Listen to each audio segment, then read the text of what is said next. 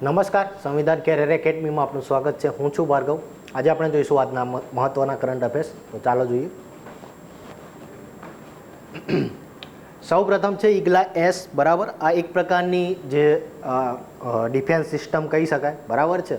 તો એ પ્રાપ્ત થઈ છે ભારતને. બરાબર, તો અહીંયા આપણે ખાસ યાદ રાખીશું કે જે આ ઈગલા એસ છે તો તે છે શું. બરાબર, સૌ પ્રથમ એ કોના દ્વારા મળી છે આપણને. બરાબર, તો એ મળી છે રશિયા દ્વારા. બરાબર, તો 24 જેટલી એની એક આખી બેચ છે તો એ આપણને પ્રાપ્ત થઈ છે.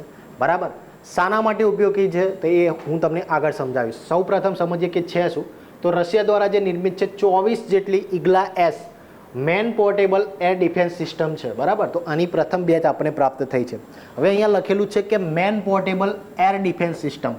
એર મતલબ હવામાંથી જે પણ આપણને અવરોધ હશે, બરાબર છે, ધારો કે કોઈ પણ રોકેટ આપણા તરફ છોડવામાં આવ્યો છે અથવા મિસાઇલ છોડવામાં આવી હશે, બરાબર છે, અથવા ડ્રોન હશે, તો એને સરળતાથી આપણે છે તો એનું નિશાના દ્વારા સાધી શકીશું. બરાબર છે, એને હવામાં જ છે તો નાશ કરી શકીશું. બરાબર, અને આ છે મેન પોર્ટેબલ, મતલબ કે તમે હાથમાં પણ રાખી શકશો, એક ગન હોય એ રીતે. બરાબર, તો આ મુજબની હશે. બરાબર છે, તમે આસાનીથી હાથમાં રાખી શકશો અને સીધું જ તમે જે પણ ટાર્ગેટ હશે તો એનો નાશ કરી શકશો. બરાબર, નામ ખાસ યાદ રાખજો. નામ છે ઈગલા એસ. કોના દ્વારા પ્રાપ્ત થઈ છે તો રશિયા દ્વારા. બરાબર, રશિયા દ્વારા. અને ભારતનું એક બીજું પણ સંયુક્ત સાહસ છે, એ છે બ્રહ્મોસ મિસાઇલ. બરાબર છે. આ સિવાય વર્તમાનમાં તમે કરંટ અફેર્સમાં જોયું હશે કે એક ઇન્ડોનેશિયા છે અને જે ફિલિપિન્સ છે તો તે પણ ભારત પાસેથી બ્રહ્મોસ મિસાઇલ છે તો એની ખરીદી કરશે. બરાબર છે, તો એક આ પણ યાદ રાખજો. બરાબર, હવે અહીંયા વાત આવી રશિયાની, તો રશિયા વિશે પણ જોઈ લઈએ. તો અત્યારે તો રશિયા છે યુદ્ધમાં સંકળાયેલું છે. આ સિવાય રશિયાના જે રાષ્ટ્રપતિ છે પુતિન ફરી વખત ચૂંટાયા છે, તો એક એ પણ યાદ રાખજો. આ સિવાય જે બ્રિક્સ છે, બ્રિક્સ દેશો, બરાબર છે, એની અંદર છે બ્રાઝિલ, રશિયા, ઇન્ડિયા, ચાઇના અને સાઉથ આફ્રિકા. બરાબર, તો 2024માં જે છે તો એની અધ્યક્ષતા કરશે રશિયા. બરાબર, રશિયા શા માટે કરશે? બ્રાઝિલ પાસે એની અધ્યક્ષતા આવી હતી. બરાબર, બ્રિક્સમાં કઈ રીતે અધ્યક્ષતા લે છે? બરાબર, આ રીતે નંબર વાઇઝ. મતલબ કે આ વર્ષે ધારો કે બ્રાઝિલ લે તો નેક્સ્ટ ટાઈમે રશિયા લેશે, પછી ઇન્ડિયા લેશે, ચાઇના લેશે, સાઉથ આફ્રિકા લેશે, ફરીથી બ્રાઝિલ લેશે. બરાબર, ગઈ સાલ 2023માં કોની પાસે હતું? સાઉથ આફ્રિકા પાસે હતું. તો આ વર્ષે કોની પાસે હોવું જોઈએ? બ્રાઝિલ પાસે. પરંતુ બ્રાઝિલ છે વર્તમાનમાં કોની અધ્યક્ષતા? તો G21ની અધ્યક્ષતામાં વ્યસ્ત છે. બરાબર, આથી અધ્યક્ષતા છે બ્રિક્સની કોની પાસે આવી? તો રશિયા પાસે આવી. તો ખાસ યાદ રાખજો, બ્રાઝિલ ના લગતા રશિયા છે કે જે બ્રિક્સની અધ્યક્ષતા કરશે 2024માં. બરાબર, ચલો નેક્સ્ટ. બેડમિન્ટન એશિયા ચેમ્પિયનશિપ 2024નું આયોજન કરવામાં આવ્યું છે. એનું 41મું સંસ્કરણ છે. બરાબર, હજુ સુધી થયું નથી. બરાબર, પરંતુ એનું આયોજન ક્યાં આગળ કરવામાં આવશે? તો ચાઇના ખાતે કરવામાં આવશે. તો આપણે આટલી બાબત ધ્યાન રાખીશું. ત્યારબાદ નેક્સ્ટ છે કે બેડમિન્ટનને લગતા જે કપ્સ છે તેમજ ટ્રોફીઓ છે એ જોઈ લઈએ. તેમાં સમાવેશ થાય છે એક તો થોમસ કપ, ઉબેર કપ છે, સુધીરમન કપ છે, નારંગ કપ છે, ત્યારબાદ છે રહમતુલ્લા કપ અને ચડ્ડા કપ. બરાબર, તો આ બધા કપના નામ પણ યાદ રાખજો, કારણ કે ઘણી વખત એમ પણ પૂછવામાં આવે છે કે નીચે પૈકી કઈ રમત સાથે સંકળાયેલો છે. કોઈ પણ કપ આપી દેશે. બરાબર, ચાલો નેક્સ્ટ છે ગુડી પડવા પર્વ તરીકે. બરાબર, તો હિન્દુ જે કેલેન્ડર છે એમાં જે નવું વર્ષ છે તો એનો પહેલો દિવસ છે તો એ ગુડી પડવા તરીકે ઉજવવામાં આવે છે. બરાબર, ખાસ કરીને જે મહારાષ્ટ્ર છે, આમ તો દરેક રાજ્ય છે એમાં અલગ અલગ નામ છે, પરંતુ મહારાષ્ટ્રમાં જે નામ આપવામાં આવ્યું છે તો તે છે ગુડી પડવો. બરાબર છે, આ દિવસે બીજું એક સિંધી લોકો છે તો એમનો પણ એક તહેવાર આવે છે ચેટીચાંદ. બરાબર છે, આ સિવાય એવી માન્યતા પણ છે કે આ દિવસે જે છે કે બ્રહ્માજીએ પૃથ્વીનું સર્જન કરેલું. બરાબર, તો આ ખાસ યાદ રાખજો, નામ છે એનું ગુડી પડવું અને હિન્દુ નવું વર્ષ તરીકે ઉજવવામાં આવે છે. બરાબર, ચાલો નેક્સ્ટ જોઈએ.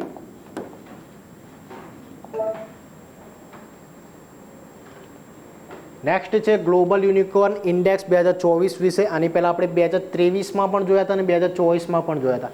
એમાં જે રેન્કિંગ હતા સેમ ટુ સેમ આમાં પણ છે. પહેલો USA છે, બીજું ચાઇના છે અને ત્રીજું ભારત છે. બરાબર, તો આપણે ખાસ યાદ રાખીશું, પહેલું USA, બીજું ચીન અને ત્રીજું છે ભારત. બરાબર, USA છે તો ટોટલ યુનિકોર્ન્સ કેટલા છે? એના 703 છે, ચીનના 340 છે, જ્યારે ભારત 67 યુનિકોર્ન સાથે ત્રીજા ક્રમે છે. બરાબર, થર્ડ નંબરે. તો આ ખાસ યાદ રાખજો. આ સિવાય જો 2024નું પ્રથમ યુનિકોર્ન પૂછવામાં આવે કંપની તો એ છે કૃત્રિમ. બરાબર છે, આ છે 2024ની પ્રથમ યુનિકોર્ન કંપની. બરાબર, કૃત્રિમ છે. તો એના જે બ્રાન્ડ એમ્બેસેડર જો પૂછાય તો એ છે MS ધોની. બરાબર છે, ચેન્નઈ સુપર કિંગ્સ, ઓળખતા હશે અમને. તો એક આ બાબત પણ ધ્યાન રાખજો. હવે એ સવાલ થાય કે સર યુનિકોર્ન એટલે શું? તો યુનિકોર્નનો મતલબ થશે કે કોઈ પણ કંપની કે જેનું ટોટલ જે આખા વર્ષનું વેલ્યુએશન છે તો $1 બિલિયન છે એને ટચ થઈ જાય અથવા એનાથી વધારે થઈ જાય તો એ કંપની છે એને કહેવામાં આવશે યુનિકોર્ન. બરાબર, હવે અત્યાર સુધી આપણે ભણ્યા યુનિકોર્ન, પરંતુ હવે એક નવું આવ્યું, એ છે ડેકાકોર્ન. બરાબર છે, તો આ યુનિકોર્નથી પણ આગળ છે. એમાં $10 બિલિયન સુધીનું જો વેલ્યુએશન થઈ જાય કોઈ પણ કંપનીનું, બરાબર છે, એની નેટવર્ક, તો એને કહેવામાં આવશે ડેકાકોર્ન. બરાબર, હવે ડેકાકોર્ન વર્તમાનમાં જે IPL છે એ બની ગઈ છે, તો એક આ પણ યાદ રાખજો. બરાબર છે, ઇન્ડિયન પ્રીમિયર લીગ. તો એક આ બાબત પણ ધ્યાન રાખજો. હવે અહીંયા જોયો આપણે એક ઇન્ડેક્સ, તો બીજા અગત્યના 2024ના ઇન્ડેક્સ જોઈ લઈએ. તો સૌપ્રથમ છે કરપ્શન પરસેપ્શન ઇન્ડેક્સ, એમાં ભારતનો ક્રમ છે 93મો અને ડેનમાર્ક પ્રથમ ક્રમે છે અને આ છે 2023નું. નેક્સ્ટ છે ટોમટોમ ટ્રાફિક ઇન્ડેક્સ રેન્કિંગ 2023, એમાં લંડન છે, યુકેમાં આવેલું લંડન પ્રથમ ક્રમે છે, જ્યારે ભારતનું બેંગલુરુ છઠ્ઠા ક્રમે છે. બેંગલુરુ જે લોકો ગયા હશે તમને ખબર જ હશે, ટ્રાફિકની સમસ્યા ખૂબ જ વધારે પ્રમાણમાં છે. અત્યારે જળ સંકટ પણ છે, પાણીની પણ સમસ્યા ત્યાં જોવા મળે છે. ઇવન ગાંધીનગરમાં પણ ઊભી થઈ છે. બરાબર, ભલે તમને 24 કલાક તમને પાણી ઉપલબ્ધ થતું હોય, પરંતુ જે ભૂજળ છે, બરાબર, તેનું સ્તર ઘટી રહ્યું છે ગાંધીનગરમાં પણ. બરાબર, તો એ પણ યાદ રાખજો. નેક્સ્ટ છે લોકતંત્ર સૂચકાંક 2023, એમાં ભારત 41મા ક્રમે છે, જ્યારે નોર્વે પ્રથમ ક્રમે છે. ત્યારબાદ છે વૈશ્વિક બૌદ્ધિક સંપદા સૂચકાંક, બરાબર છે, ઇન્ટેલેક્ચ્યુઅલ પ્રોપર્ટી ઇન્ડેક્સ, એમાં USA પ્રથમ ક્રમે છે, જ્યારે ભારત 42મા ક્રમે છે. આ 2024નું છે. બરાબર, ત્યારબાદ બીજા બે રેન્કિંગ આવે છે, એ ખાસ યાદ રાખજો. એક છે લૈંગિક અસમાનતા સૂચકાંક, એમાં ભારતનો ક્રમ છે 108મો અને ડેનમાર્ક પ્રથમ ક્રમે છે, જ્યારે બીજું છે માનવ વિકાસ સૂચકાંક 2022નો 134મો ક્રમ છે અને સ્વિટ્ઝરલેન્ડ પ્રથમ ક્રમે છે. શા માટે યાદ રાખીશું? આને જે છે રજૂ કરવામાં આવે છે UNDP દ્વારા, યુનાઇટેડ નેશન્સ ડેવલપમેન્ટ પ્રોગ્રામ દ્વારા એને લોન્ચ બહાર પાડવામાં આવે છે. નેક્સ્ટ છે IQ એર ક્વોલિટી ઇન્ડેક્સ. બરાબર, આ જોયું તો આપણે ગયા મહિને. બરાબર, તો એના દ્વારા જે હવાની ગુણવત્તા છે એના આધારે આખો રિપોર્ટ બહાર પાડવામાં આવે છે. એમાં સૌથી પ્રદૂષિત દેશ તરીકે બાંગ્લાદેશ છે. સૌથી પ્રદૂષિત આખી દુનિયામાં રાજધાની હોય તો તે દિલ્હી છે અને સૌથી પ્રદૂષિત મહાનગર હોય તો તે બિહારનું બેગુસરાય છે. બરાબર, બેગુસરાય અત્યાર સુધી લિસ્ટમાં જ નહોતું અને જ્યારે લિસ્ટમાં આવ્યું છે તો પ્રથમ ક્રમે આવી ગયું છે. બરાબર, તો એક આ નામ ખાસ યાદ રાખજો. બેગુસરાય છે, બિહારમાં આવેલું છે. ત્યારબાદ નેક્સ્ટ છે એ છે વર્લ્ડ હેપીનેસ રિપોર્ટ. બરાબર, ફિનલેન્ડ પ્રથમ ક્રમે છે, 126મો ભારતનો ક્રમ છે. બરાબર, અહીંયા હેપી અને ફન એ પ્રમાણે તમે યાદ રાખી શકશો. ત્યારબાદ છે ફોર્બ્સનો જે ગોલ્ડ રિઝર્વ છે એનો ઇન્ડેક્સ, મતલબ કે કયા દેશ પાસે કેટલું અનામત સોનું છે એ. બરાબર, તેમાં ભારતનો ક્રમ છે 9મો, USA પ્રથમ ક્રમે છે. બરાબર, ત્યારબાદ છે બિઝનેસ એન્વાયરમેન્ટ રેન્કિંગ 2024, એમાં સિંગાપોર પ્રથમ ક્રમે છે, ભારતનો ક્રમ છે 51મો. બરાબર, બિઝનેસ એન્વાયરમેન્ટ મતલબ કે એ દેશમાં તમે બિઝનેસ કોઈ સ્થાપશો તો કઈ રીતે સારી રીતે સ્થપાશે કે નહીં. બરાબર, એ મુજબ છે. ચાલો નેક્સ્ટ.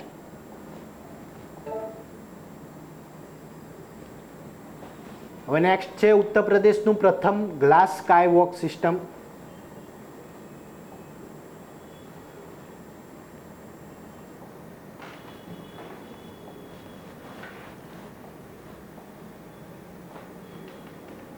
ચાલો, ઉત્તર પ્રદેશનું પ્રથમ ગ્લાસ સ્કાયવોક બ્રિજ છે તો એ ચિત્રકૂટ ખાતે એને સ્થાપિત કરવામાં આવ્યું છે. બરાબર, ગ્લાસ સ્કાયવોકનો મતલબ શું થશે કે તમે ચાલશો એની નીચે ગ્લાસ જ હશે. બરાબર, અને ગ્લાસ પણ કેવા હશે? ટ્રાન્સપરન્ટ, તો તમે નીચે પણ જોઈ શકશો.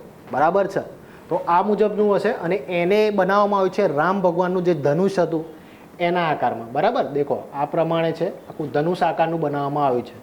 તો એક આ ખાસ યાદ રાખજો. ઉત્તર પ્રદેશનું પ્રથમ છે ચિત્રકૂટ ખાતે. બરાબર, ચલો નેક્સ્ટ છે લક્ષદ્વીપમાં બ્રાન્ચ ખોલનાર પ્રથમ ખાનગી બેંક બની છે HDFC બેંક. બરાબર, ભારતની સૌથી મોટી ખાનગી બેંક પણ કહી શકો. તો એક વન લાઇનર તરીકે યાદ રાખજો. આ સિવાય બાકીના અગત્યના જોઈ લઈએ કે જે બેંકોને લગતા કરંટ અફેર્સ છે. જો એમ પૂછવામાં આવે કે ઇલેક્ટ્રોનિક બેંક ગેરંટી જાહેર કરનાર પ્રથમ બેંક, તો એ પણ HDFC છે. ત્યારબાદ એમ પૂછવામાં આવે કે યુપીઆઈ ફીચર લોન્ચ કરનાર, તો એ છે પેટીએમ પેમેન્ટ બેંક, બરાબર છે. પેટીએમ, પેલી એડ આવતી હતી પેટીએમ કરો, બરાબર, એના પરથી યાદ રાખી શકો. અત્યારે જે આ બેંક છે એ બંધ થઈ ગઈ છે, બરાબર, પરંતુ જે તે સમયે હતી. ત્યારબાદ છે સંપૂર્ણ રીતે 100% ડિજિટલ બેન્કિંગ ધરાવતું રાજ્ય પૂછાય તો તે છે કેરળ. ત્યારબાદ છે ભારતનું પ્રથમ નંબરલેસ ક્રેડિટ કાર્ડ લોન્ચ કરનાર, તો એ છે એક્સિસ બેંક. અને જો ભારતનું પ્રથમ સ્ટીકર આધારિત ડેબિટ કાર્ડ લોન્ચ કરનાર જો પૂછાય તો એ બેંક છે IDFC ફર્સ્ટ બેંક, બરાબર. તો આટલી બાબત ખાસ ધ્યાન રાખજો. બેંકના આધારિત છે બધા જ, આપણે બધા કવર કરી લીધા.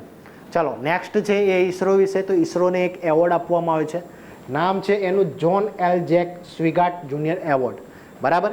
તો ઈસરોને પ્રાપ્ત થયું છે શા માટે? તો ચંદ્રયાન 3 માટે, બરાબર. તો પહેલાં ઈસરોની માહિતી આપું તમને, ત્યારબાદ આપીશ ચંદ્રયાન 3ની. ચાલો, ઈસરો છે તો એની સ્થાપના કરવામાં આવેલી 15 ઓગસ્ટ 1969ના રોજ, બરાબર.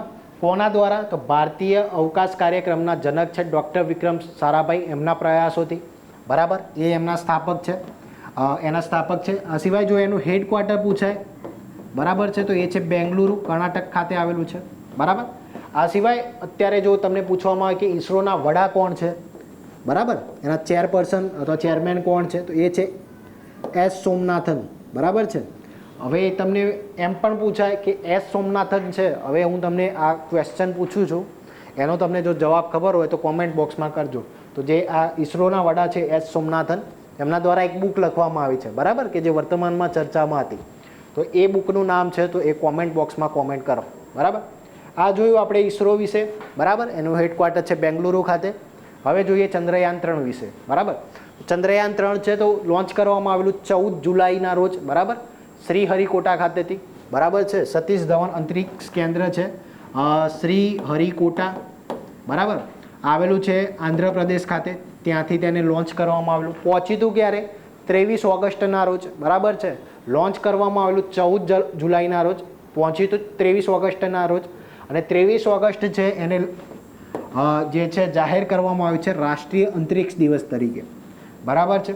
આ સિવાય જે કયા રોકેટ દ્વારા લોન્ચ કરવામાં આવેલું? તો એ છે LVM-3M4. આ રોકેટ છે એને બાહુબલી રોકેટ પણ કહેવામાં આવે છે. બીજું નામ છે એનું ફેટબોય. ફેટમેન નહીં હો, ફેટબોય. ફેટમેન હતું એ હિરોશીમા નાગાસાકી વાળું. આ છે ફેટબોય તરીકે પણ ઓળખવામાં આવે છે. ત્યારબાદ છે એનું લેન્ડરનું નામ હતું વિક્રમ, અને પ્રજ્ઞાન છે એ એનું રોવરનું નામ હતું, બરાબર છે. પહોંચ્યું હતું 23 ઓગસ્ટના રોજ. આ સિવાય એના પ્રોજેક્ટ ડિરેક્ટરનું નામ પૂછાય તો એ છે P વીર મુથુવેલ, બરાબર છે. એક આઈ થિંક બેન્કિંગની કે એની એક્ઝામમાં કરંટ અફેર્સમાં પૂછાયું હતું કે એના પ્રોજેક્ટ ડિરેક્ટર કોણ હતા, તો એ છે P વીર મુથુવેલ, બરાબર. આ સિવાય જે જગ્યાએ લેન્ડ થયું હતું એનું નામ છે શિવશક્તિ પોઈન્ટ, જે જગ્યાએ તે પહોંચ્યું હતું, જ્યાં આગળ લેન્ડ કરવામાં આવ્યું હતું તે. અગત્યનું શા માટે છે? બરાબર, કારણ કે ભારત ચંદ્ર પર આ મુજબનું ચંદ્રયાન મોકલનાર ચોથો દેશ બન્યો છે. એમાં પણ જે આ ચંદ્ર છે એનું જે દક્ષિણ ગોળાર્ધ છે, જે સાઉથ પોલ છે, બરાબર, ત્યાં પહોંચનાર ભારત પ્રથમ દેશ છે, કારણ કે 70 ડિગ્રી સુધી પહોંચ્યું હતું ભારત છે તે, બરાબર. અને આ જે પોઈન્ટ પર પહોંચ્યું છે એનું નામ છે શિવશક્તિ પોઈન્ટ, બરાબર. તો આટલી બાબત ખાસ યાદ રાખજો. ચાલો નેક્સ્ટ જોઈએ.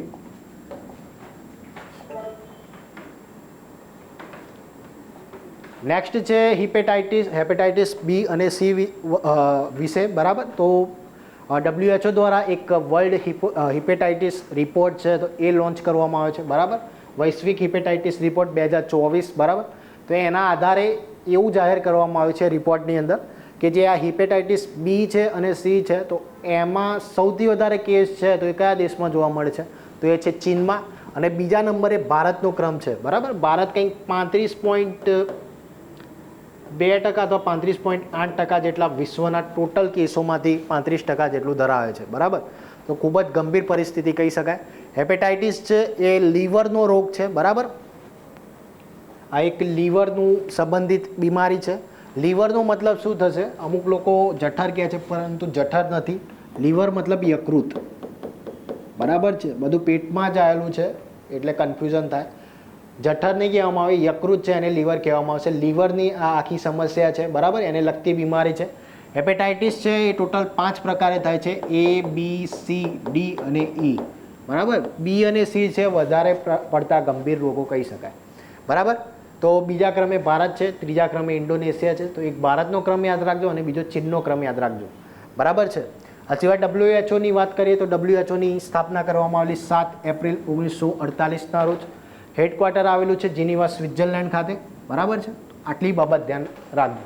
ચાલો નેક્સ્ટ છે તે છે કુબાની ખિલના મહોત્સવ 2024. બરાબર. તો આ જે મહોત્સવ છે તો એનું આયોજન કરવામાં આવેલું લદ્દાખ ખાતે. બરાબર. લદ્દાખ જે કેન્દ્ર શાસિત પ્રદેશ છે ત્યાં આગળ. બરાબર. હવે લદ્દાખની વાત કરીએ તો લદ્દાખના બીજા અગત્યના જે તહેવારો છે એ પણ જોઈ લઈએ. એમાં એક છે હેમિસ મહોત્સવ, બીજો છે લોસર મહોત્સવ. બરાબર છે. આ નામ તમે ખાસ સાંભળ્યું હશે, બૌદ્ધિસ્ટ તહેવાર છે. બરાબર છે. ત્યારબાદ છે સ્પિતુક ગસ્તર મહોત્સવ, ત્યારબાદ છે જાસ્કર મહોત્સવ. તો આ બધા જ છે કે જે લદ્દાખ ખાતે ઉજવવામાં આવે છે. બરાબર. હવે બીજા અગત્યના રાજ્યોના પણ જોઈ લઈએ આ મુજબના મહોત્સવ. એક છે ચેરી બ્લોસમ મહોત્સવ, એ ઉજવવામાં આવે છે મેઘાલય ખાતે. બીજું છે તુલિપ મહોત્સવ, એ છે જમ્મુ કાશ્મીર જે કેન્દ્ર શાસિત પ્રદેશ છે ત્યાં. ત્યારબાદ છે ફૂલદેઈ મહોત્સવ, એ ઉત્તરાખંડ ખાતે ઉજવવામાં આવે છે. અને ત્યારબાદ છે બથુકમ્મા, એ ઉજવવામાં આવે છે તેલંગાણા ખાતે. આ બધા પણ હાલમાં જ ઉજવવામાં આવ્યા હતા, આથી લિસ્ટમાં રાખેલા છે. બરાબર. ચાલો નેક્સ્ટ જોઈએ. તો આ હતા આજના કરંટ અફેર્સ. તો કરંટ અફેર્સને લગતી બીજી કોઈ પણ સમસ્યા હોય તો અવશ્યથી અમારી કોમેન્ટ બોક્સમાં કોમેન્ટ કરજો. તો નવા વિડીયો સાથે ફરી એક વખત મળીશું. ધન્યવાદ.